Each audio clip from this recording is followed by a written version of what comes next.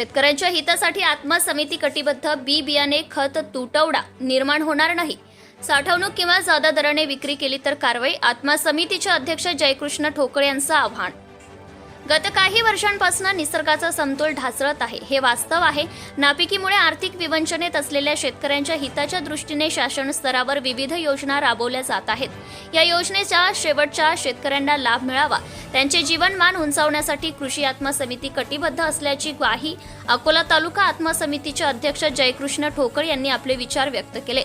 अकोला तालुका आत्मा समितीच्या बैठकीत ते बोलत होते. प्रसंगी कार्यक्रमाच्या अध्यक्षस्थानी आत्मा समितीचे अध्यक्ष जयकृष्ण ठोकळ, शशिकिरण जांभुरणकर, आत्मा समितीचे सदस्य शशिकांत कळसकर, नंदकिशोर निखलन, चंद्रकांत खडसे, शंकर महल्ले, मीना गवळी, दत्तात्रय गवळी, दीपक काळे, व्हीएम शेगोकार आदी उपस्थित होते.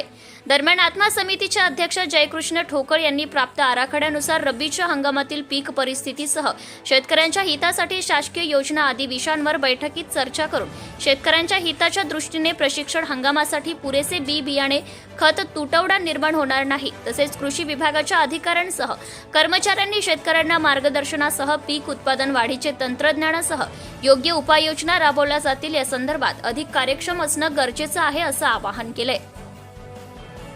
दरम्यान शेतकऱ्यांना आर्थिक स्थिती बळकट होईल, शासकीय योजना राबवण्यात येतात, त्या योजनांची अंमलबजावणी यशस्वी होईल, तसेच बियाणे खत तुटवडा निर्माण होणार नाही याची काळजी शासनाने घेतली आहे, असे आदेश आमदार रणधीरभाऊ सावरकर यांनी संबंधितांना दिले आहेत. तसेच खते व बियाणे कीटकनाशके यांचा काळाबाजार रोखण्यासाठी तालुकास्तरीय वेगवेगळ्या पथकाचे गठीत करण्यात आले आहे. कृषी केंद्र संचालकांनी काळाबाजार किंवा गैरव्यवहार आढळून आला तर कठोर कारवाई केली जाईल, असे बैठकीत ठरले आहे. सत्यशोधक न्यूज चॅनलसाठी मुख्य संपादक Santosh Gavai, Akola. Subscribe now and press the bell icon. Never miss an update.